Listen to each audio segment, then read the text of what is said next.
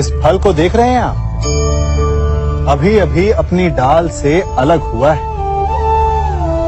बड़ा दुख होता है ना जब आप अपने उद्गम से अलग होते हैं, परंतु ये दूरी भी आवश्यक है। अब इस फल को ही ले लीजिए। अपने जीवनदाता वृक्ष से अलग होकर ये ना केवल किसी की भूख शांत करेगा, अपितु इसके भीतर के बीज से एक नए वृक्ष का सृजन भी होगा और कई फल जन्मेंगे। सृजन की प्रतिक्रिया में पीड़ा आवश्यक है। यदि पीड़ा नहीं होगी तो सृजन नहीं होगा।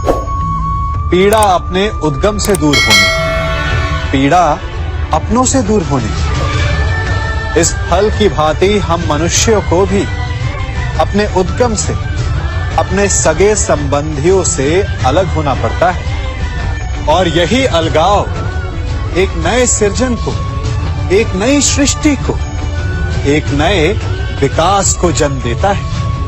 इसलिए ऐसे अलगाव से दुखी मत होइए, उसका स्वागत कीजिए, क्योंकि ये विकास की नींव है। अपराध वो भावना है जिसके कारण संसार में सदा दुख ही व्याप्त रहता है। हम सब अपराधियों से घृणा करते हैं, उन्हें कोसते हैं, परंतु क्या कभी विचार किया है कि कोई भी जन्म से अपराधी नहीं होता? तो ऐसा क्या कारण है कि कोई इतना बुरा बन जाता है कि वो बुराई की सीमाएं ही पार कर जाए? कारण है कामना। यदि कामना पर नियंत्रण ना रखा जाए, यदि कामना को पूर्ण करने के लिए परिश्रम ना किया जाए, तो वो तृष्णा में बदल जाती है और तृष्णा लालच में, और लालच छल में, और छल करते ही मनुष्य अपराध की ओर अपने पग बढ़ा देता है। इसलिए ये अत्यंत आवश्यक है कि मन की कामनाओं पर नियंत्रण रहे। यदि मन पर नियंत्रण रहेगा तो अपराध पर स्वयं ही नियंत्रण हो जाएगा। हम सबका मन करता है कि हम जीवन में ऐसे शिखर पर पहुंचे जहां हमसे ऊपर कोई ना हो, जहां हमें कुछ करने की आवश्यकता ना पड़े, है ना? कुछ लोग इस शिखर पर पहुंच भी जाते हैं, परंतु उनका मन सदा विचलित रहता है। इतनी मनोरंजक बात है ना कि जिस विश्राम को पाने के लिए हम इतनी मेहनत करते हैं, इतना परिश्रम करते हैं, वो हमें मिलता ही नहीं।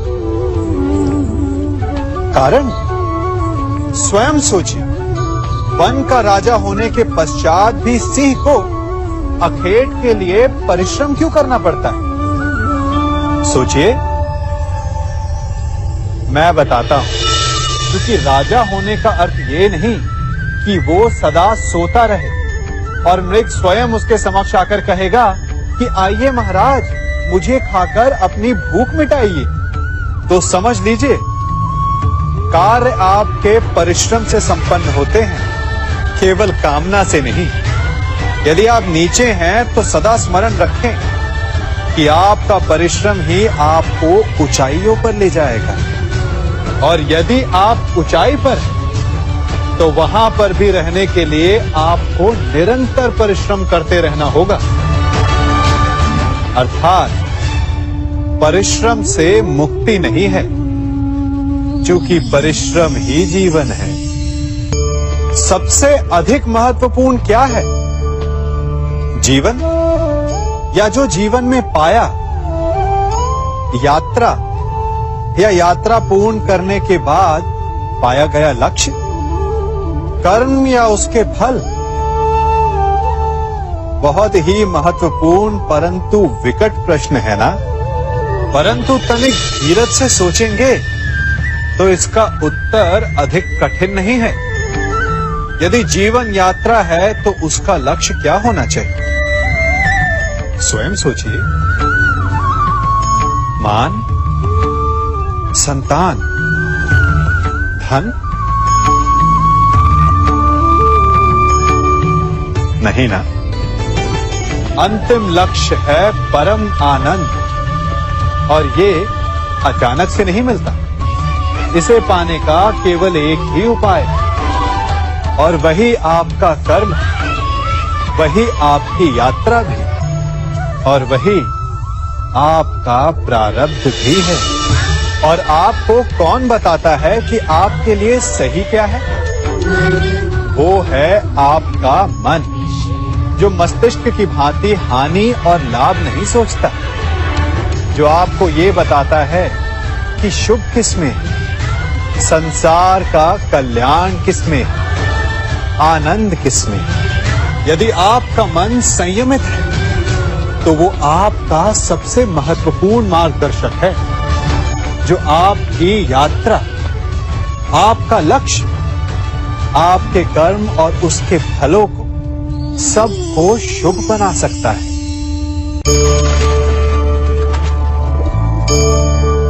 इन पक्षियों को देख रहे हैं आप? इनका उड़ना वायु में इतना संतुलन मुक्त कर देता है ना? इन्हें उड़ते देख आपके मन में भी इच्छा होती होगी कि इन्हीं की भांति आप भी स्वतंत्रता से उड़ पाएं। ईर्ष्या होती है ना, जब आप इन्हें खुले आकाश में ऐसे विचरण करते देखते हैं। पर कभी सोचा है इस उड़ान को, इस स्वतंत्रता को पाने के लिए कितना परिश्रम, कितना अभ्यास किया होगा इन्होंने? आकाश में उड़ने से पूर्व धरती पर कितना गहन परिश्रम किया होगा इन्होंने। इनके माता पिता ने पहली बार जब इन्हें पंख फड़फड़ाने को उकसाया होगा तो कितनी बार गिरे होंगे। पहली बार वायु में उड़ते समय कितना भय लगा होगा इन्हें। अपनी पहली उड़ान के पश्चात धरती पर उतरते समय गिरकर कितनी चोट खाई होगी। इस उड़ान का, इस स्वतंत्रता का ये मूल है। यदि आप ये दे सकते हैं तो अवश्य आप भी इस स्वतंत्रता को पा सकते हैं। इन पक्षियों की भांति ही अपने चारों ओर जब भी आप किसी सफल मनुष्य को देखें तो उससे ईर्ष्या ना करें, उसके परिश्रम और पीड़ा को समझने का प्रयास करें जो उसने यहां तक पहुंचने में पाई है। प्रेरणा लें, प्रयास करें और स्वयं भी सफल हो जाएं।